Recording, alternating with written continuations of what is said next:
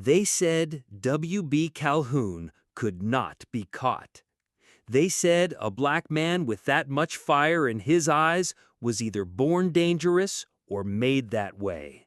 But nobody in town wanted to ask what made him. By sunrise, his face was on every wanted poster from the dusty road to the county line. Wanted, dead or alive. Some called him a killer. Some called him Justice. And some were too afraid to call his name at all. Every face in this story carries history. Every character has a reason to stand, run, lie, or fight. WB Calhoun walks into town like a storm that already knows where it is going. The people see him, the law wants him, the past follows him, and before the day is over, everybody will learn the truth. A wanted man is not always the villain, and a quiet town is not always innocent. This is the new story. This is WB Calhoun, wanted, dead, or alive. They called him Killer WB Calhoun, the left-handed rider of the Arizona dust. Folks said he could draw before a rattlesnake could strike. But Calhoun was not chasing glory. He was guarding what greedy men came to steal. Across 25,000 acres of sunburned mesas, hidden canyons, and sacred ground, he rode with one promise in his chest. The land was not for sale, and the old spirits would not be silenced. At his side rode Lady Taurus, sharp-eyed and fearless, able to read danger in the wind. When hoofprints marked the trail near the ancient stone chambers, she knew colonizers were moving by night. Hunter, Calhoun's trusted hand, followed them through dry washes and broken brush. Bison Bill, respected by the people of that land, carried warnings from camp to camp, standing with those who had protected these places long before Calhoun wore a gun. Their greatest charge was the Holy Grail, not treasure, but a sacred vessel tied to faith, memory, and power. In the wrong hands, it became a trophy. In the right hands, it stayed protected. So when the raiders came, Calhoun raised his left hand and drew a line in the dust. Behind him stood Lady Taurus, Hunter, Bison Bill, and the people of Arizona. Before him stood men who thought the land was empty. They were about to learn it was guarded. This is a fictional Western legend from July 5th, 1862, when W.B. Calhoun ruled 25,000 acres of hard country around Struthers Creek and the Twin Mountains called the Twins. That afternoon, Calhoun came from the back stalls after breaking horses. When he heard a rider racing in from the east, dust rolling behind him like thunder. It was Bison Bill with urgent word. A ragged wagon train needed passage through Calhoun's territory. 20 wagons, 40 grown souls, 15 children, headed for New Mexico. Without a guide, the land would eat them alive. Calhoun allowed it on one condition. He would lead them himself. He saddled up with Bison Bill, called Hunter from the back trails, and rode between the twins, where Lady Taurus waited with a smile and a loaded rifle. She agreed at once. If innocents crossed Calhoun land, Calhoun's riders would see them through. At the wagons, Calhoun gave his word. Stay close, keep moving, do not wander. But deeper in, smoke rose where no smoke belonged. Gangs, miners, ranchers, and colonizers had slipped onto his acres, digging near Struthers Creek and marking out a town like they owned it. Calhoun rode into camp and gave one warning. This land is not yours to mine, claim, or colonize. Leave before sunrise. They laughed. They had heard the stories, but did not believe them. So Calhoun sent Bison Bill back to guard the wagon train, while he, Hunter, and Lady Taurus vanished into a hidden cave beneath the mountain's stone ribs. Inside waited the Holy Grail, shining with strange protection, and an old battle wagon fitted with a Gatling gun that fired golden bullets. Before dawn, they returned. Calhoun set a wide perimeter around the illegal settlement. Hunter watched the ridges, Lady Taurus guarded the creek. The Holy Grail glowed in the dust like a warning from heaven. At sunrise, Calhoun unleashed fury. Smoke bombs burst across camp, horses scattered. The golden Gatling roared over the plains, driving the trespassers from the land they had tried to steal. When the smoke drifted east, the settlement was broken, silent, and finished. Struthers Creek was protected again. Calhoun lifted the Holy Grail high, then returned the wagon and weapon to the secret cave. By sunset, he, Hunter, Lady Torres, and Bison Bill rejoined the wagon train and led them safely toward New Mexico. And behind them, Calhoun's land stood untouched, waiting for the next fool who forgot whose ground they crossed. They called him Killer WB Calhoun, not because he hunted trouble, but because trouble rarely survived his warning. In the red dust of Arizona territory, where survey stakes crept across ancient ground, Calhoun carried a secret wrapped in worn leather. The Holy Grail, a relic said to reveal the true worth of any heart that touched it. Land barons wanted the Grail, soldiers wanted roads, prospectors wanted the hills. But the people of those sacred lands wanted only what had always been theirs, the right to remain. Beside Calhoun rode Hunter, sharp-eyed and steady, a tracker who read a broken twig like a headline. With them stood Bison Bill, a respected indigenous guardian who knew every canyon, spring, and burial ridge by name. When Colonel Voss and his hired riders arrived with maps, chains, and a Gatling gun, they expected fear. They found Calhoun. At sunrise, Bison Bill led families through hidden washes. Hunter cut the invaders' supply lines without firing a shot.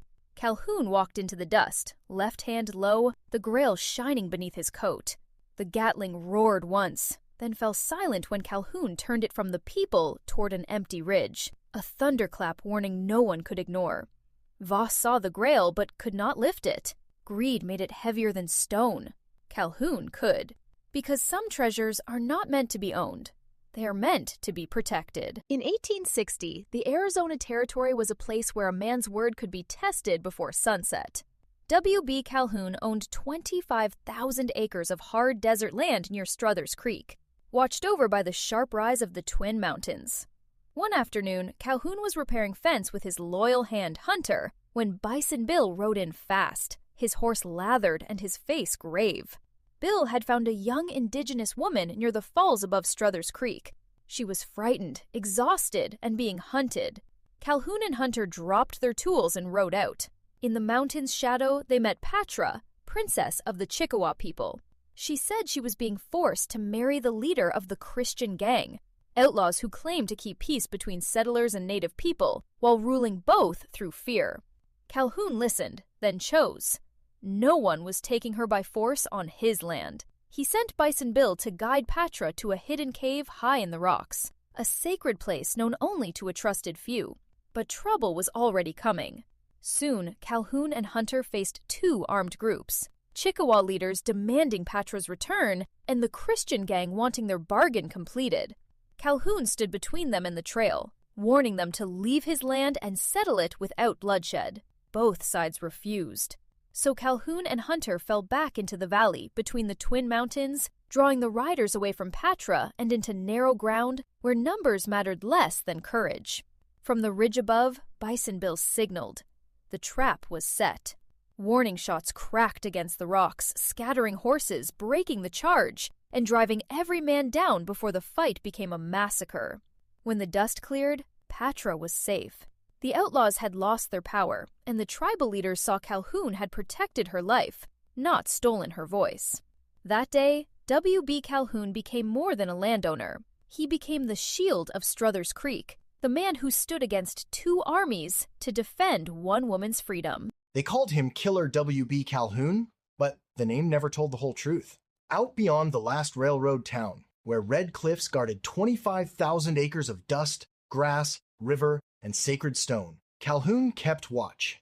He was tall, wise, quiet, and left-handed, a black gunslinger whose draw was faster than panic. But Calhoun did not ride for trouble. He rode for peace. Hidden beneath his land, sealed inside an ancient chapel under the canyon hills, rested the Holy Grail. To thieves, it was power. To kings, it was legend. To Calhoun, it was a promise that no greedy hand would ever touch.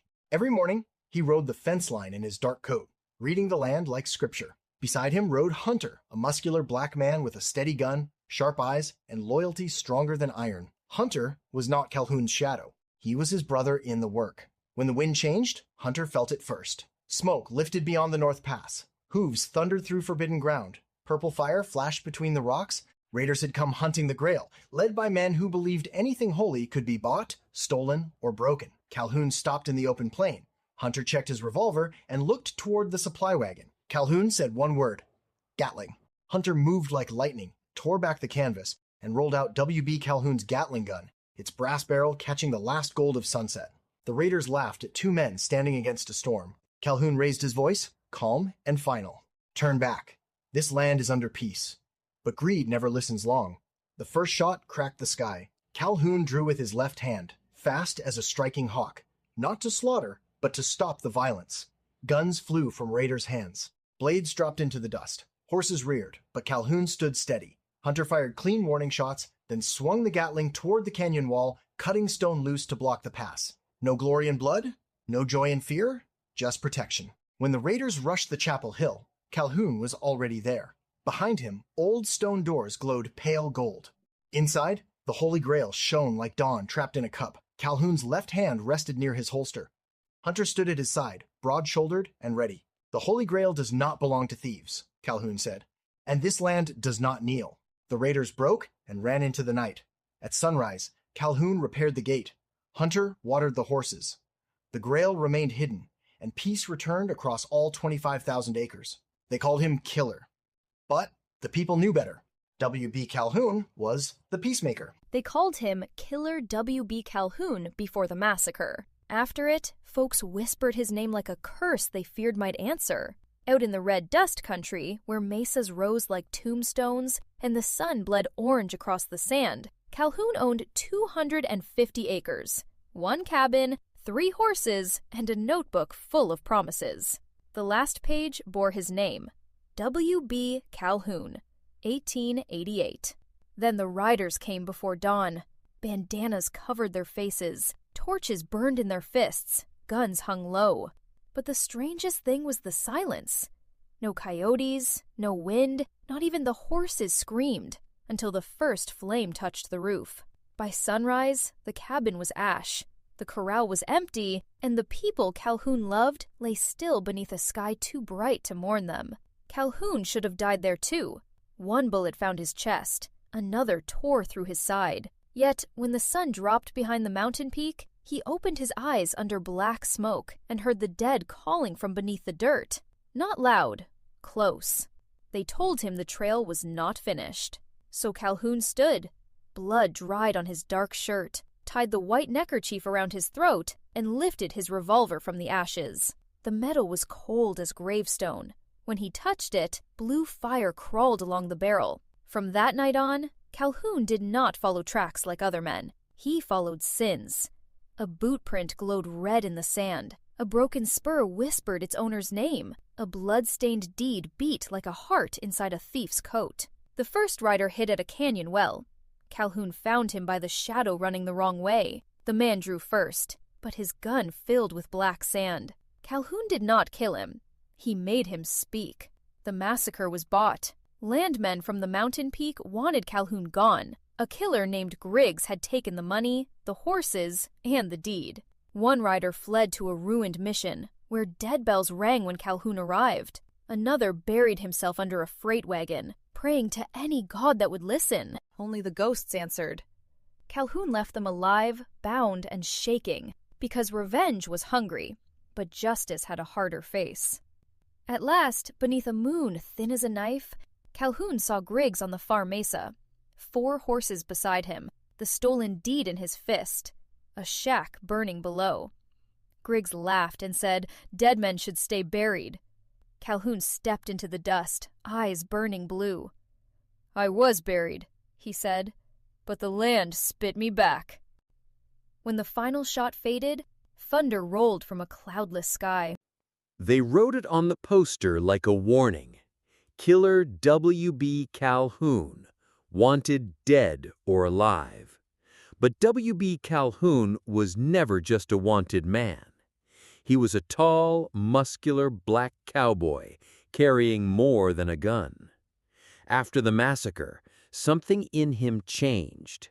Something supernatural woke up in his blood, and every man who thought he could hunt Calhoun learned the same lesson. Some spirits do not run. Struthers Creek is under threat, and hidden in its dust is the Holy Grail.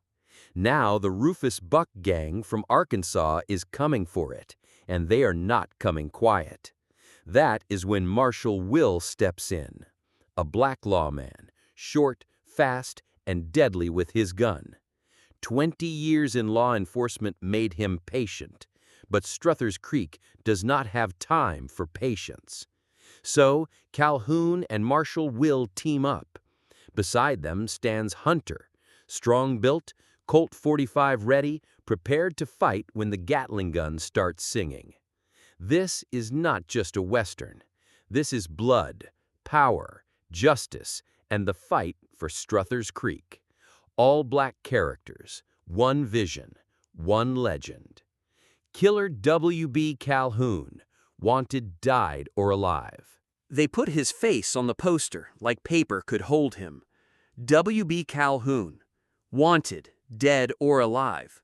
A tall black man with a shadow longer than the road behind him. Muscular, left-handed, and carrying the kind of silence that makes brave men forget their prayers. Before the massacre, they called him a gunslinger. After the massacre, they whispered something else, supernatural.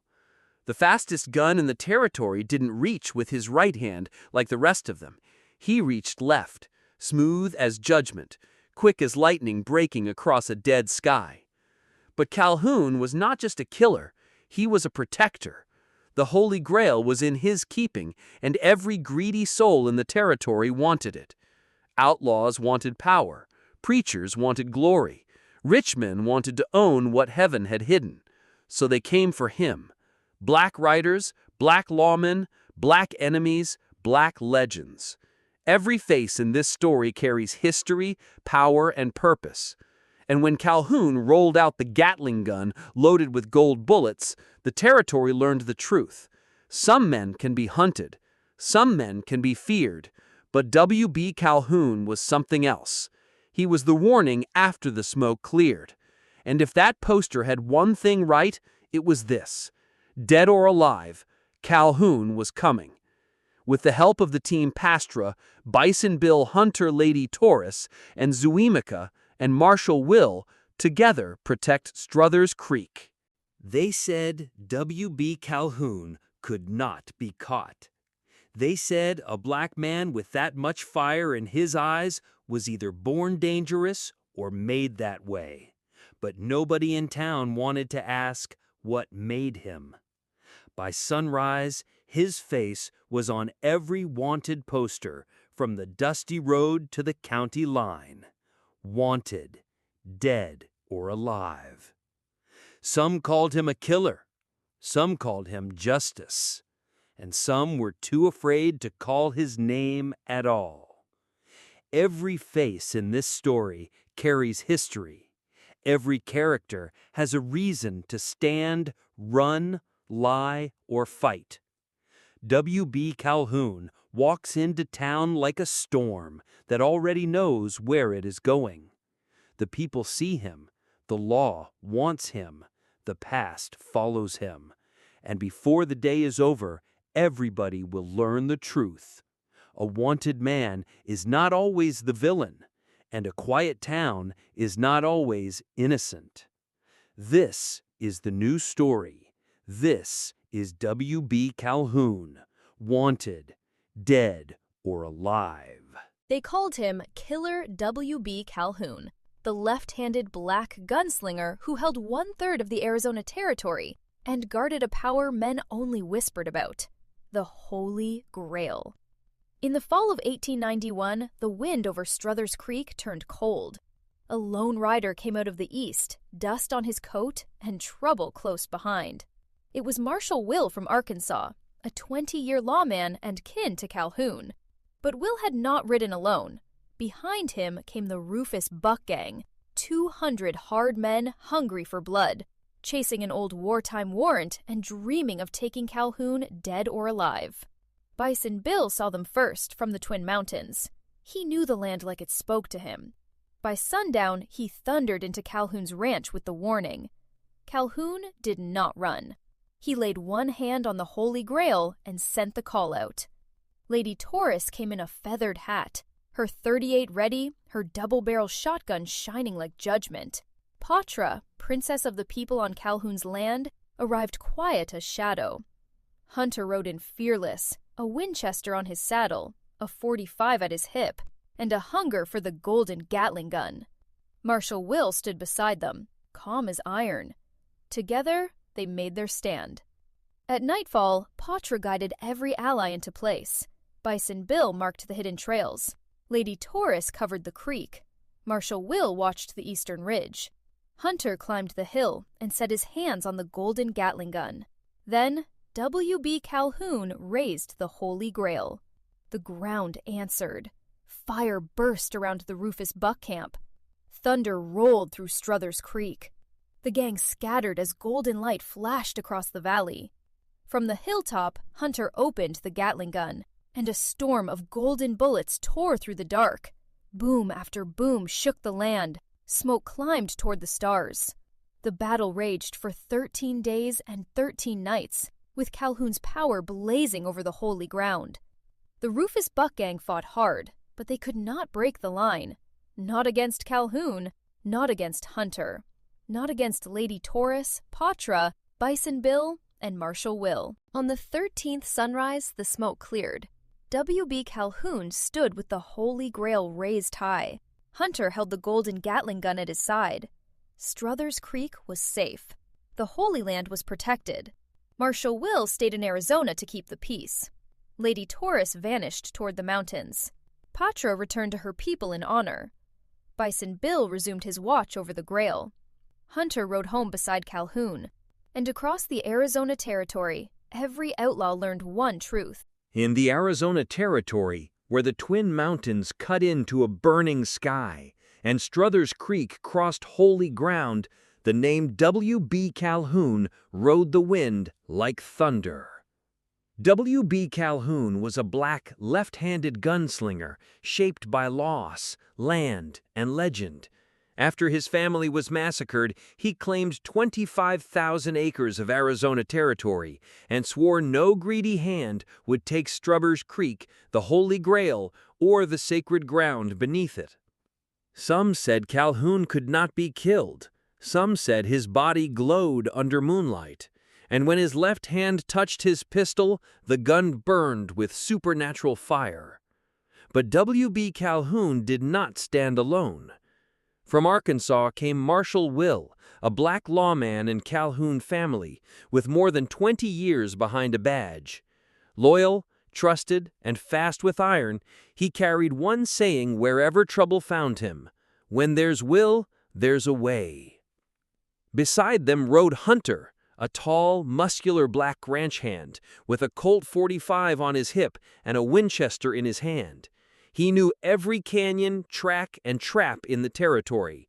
He was WB's trusted right hand, protector of the Holy Grail, and the man who loved firing the magical Gatling gun that spit golden bullets like judgment. Then came Daniel Webb, known as 80 John, an older black cowboy, cattleman, and millionaire of the 1860s. He arrived on business, but carried a deeper purpose: to help protect the Holy Grail forever. With him rode Marshal Bill Colbert, a strong black and indigenous lawman from Chippewa land. Fast with his gun, feared by outlaws, and hardened by frontier justice, he had ridden beside Bass Reeves and built a name no wicked man wanted to hear.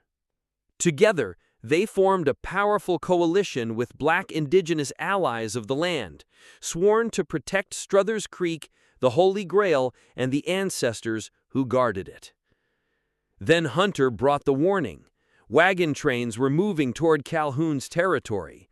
A force of black colonizers came with false promises, greedy eyes, and plans to claim the land, drain the creek, seize the gold, and steal the Holy Grail. Inside the secret mountain cave, supernatural ancestors rose in golden light around the Holy Grail. Their voices filled the stone: "Protect the Holy Land at all costs." Then the storm came. The sky turned black. Desert winds screamed through the valley. The colonizers pushed forward, blind to the land, the traps, the creek, and the spirits watching from the mountains.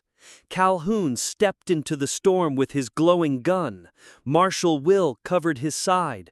Hunter unleashed the magical Gatling gun. 80 John stood firm with strategy and courage.